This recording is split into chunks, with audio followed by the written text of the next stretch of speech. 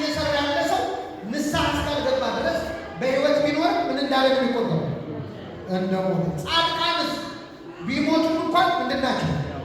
አሁን እኛ ሞተናል አልሞትም? መልሱልኝ። በሕይወት አለና ከእኛና ከጊዮርጊስ ማን ነው የሞተው? እንደው አንወሻሽና አሁን እኛ ቃል የሆነን ጊዮርጊስ ሟች ሊሆን ነው። ጻድቃን ቢሞቱ ሕያዋን ናቸው። ኃጢአተኞች ግን ቢኖሩ ሙታን ናቸው። ቅምጥሊቱ ግን በሕይወቷ ሳለች የሞተች ናት። ሙታናቸውን ይቀብሩ ዘንድ ሙታንን ተዋቸው ይላል ክርስቶስ። ኃጢአት እየሰራ ካለ እንደ ሞት ነው የሚቆጠረው። ጻድቅ ከሆንክ ግን ብትሞትም እንኳን ምንድን ነህ? ሕያው ሕያው። ይሄ ከክርስቶስ ጋር ቢኖር እናፍቃለሁ ያለው ቅዱስ ጳውሎስ። ጊዮርጊስ አሁን ያለው ከማን ጋር? ከክርስቶስ ጋር ነው። እዚህ ያማለደ ጊዮርጊስ ከክርስቶስ ጋር ሲሄድ አሁንም ይዘው እንደውም አባቶቻችን ምን ይላሉ? ክብር እንደውም የሚጨምረው ከሞት በኋላ የዶሮና የጻድቅ ክብሩ ከሞተ በኋላ ነው። ከኔ ጋር ናችሁ?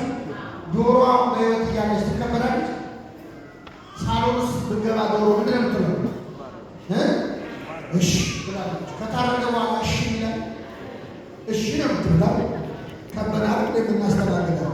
ጻድቃንም በሕይወት ሳሉ እንጂ ከሞቱ በኋላ የበለጠ ክብር አላቸው። እንደውም ምድር ላይ ያሉ መከራ ያለባቸው እንደ ጊዮርጊስ የተሰቃየ ሰው እንደሌለ ተቀመጡ። አንዱ ሊቅ ምን አለው መሰላቸው? ጊዮርጊስ ሆይ ለስቃዩ ስቃይ ሆንበታል። እስኪ በሉ ለስቃዩ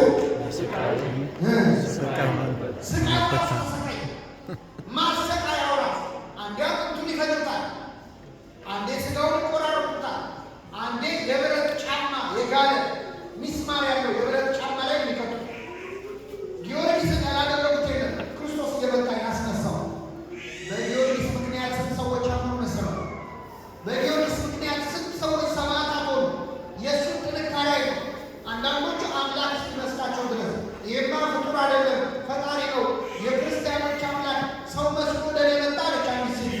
ጊዮርጊስ መለሰ፣ አንተ ሆንኩ አምላክ እኔ አምላክ አይደለሁም። አላህ ገብረ አምላክ አለ፣ እኔ አምላክ ባሪያ ነኝ፣ አምላክ እንዳትይኝ አለ።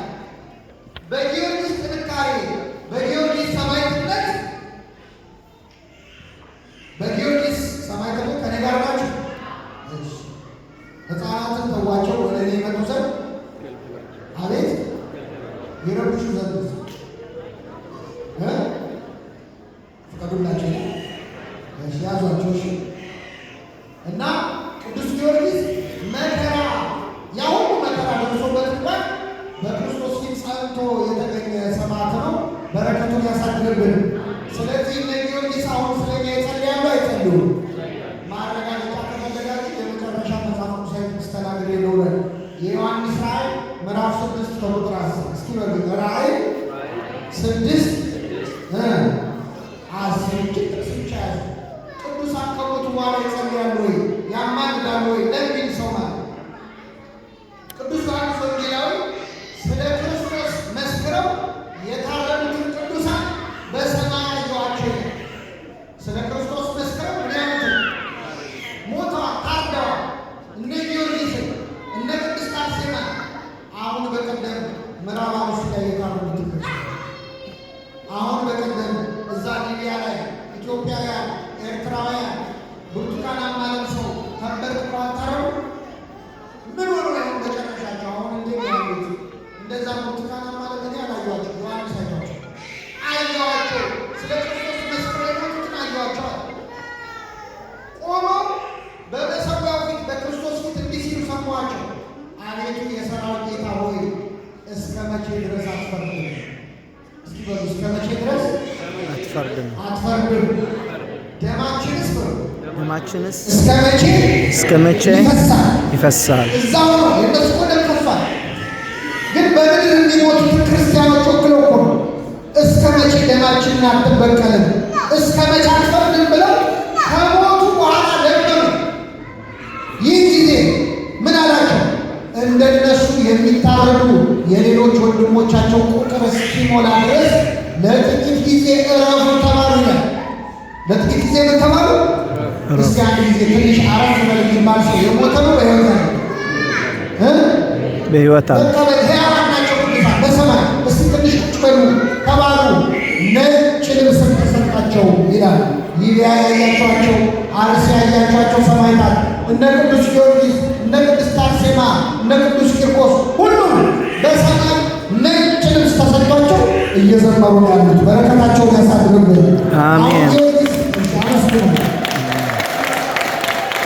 አሁን ቅዱስ ጊዮርጊስ ስለኛ ይጸልያል አይጸልይም? ይጸልያል። ይለምናል አይለምንም? ይለምን። አዎ ለክርስቶስ ደሙን አፍሶ የሚገርመው ጊዮርጊስ የተሰቃየውን ስቃይ ስታው አንዳንዱ ለምሳሌ ጌታ የተቸነከረው ችንካር ላይ ጊዮርጊስን ስታዩ ከሱ የጊዮርጊስ ይበልጣል። ለምን?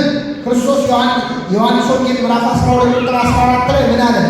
በእኔ የሚያምን እኔ የማደርገውን ያደርጋል ከዛም በላይ ያደርጋል ብሏል። ክርስቶስ አስችሎት ብዙ መከራ ስቃይ የተቀበለ የኢትዮጵያ ገበዝ የኢትዮጵያ ብቻ አይደለም ወደ ለመናገር እዚህም ሀገር እንደ ገበዝ እንደ ጠባቂ ነው የሚታየው አይደለም። ቅዱስ ጊዮርጊስ በጦር በውትድርና ላይ ላሉ ሁሉ ይህ ሰማዕት ታላቅ ባለውለታ ጸሎት ምልጃ የሚያቀርቡበት እንደ ፓትሮን ወይም እንደ ቅዱስ የሚያዩት ቅዱስ ነው። ቅዱስ ጊዮርጊስ ከአጋንንት ጋር በምናደርገው ትግል፣ ቅዱስ ጊዮርጊስ ከኃጢአት ጋር በምናደርገው ትግል በአማላጅነቱ ይድረስልን።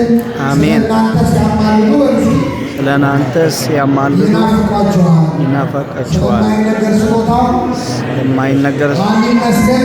እግዚአብሔር ይመስገን። እግዚአብሔር ይመስገን። የሰማነው አሜን።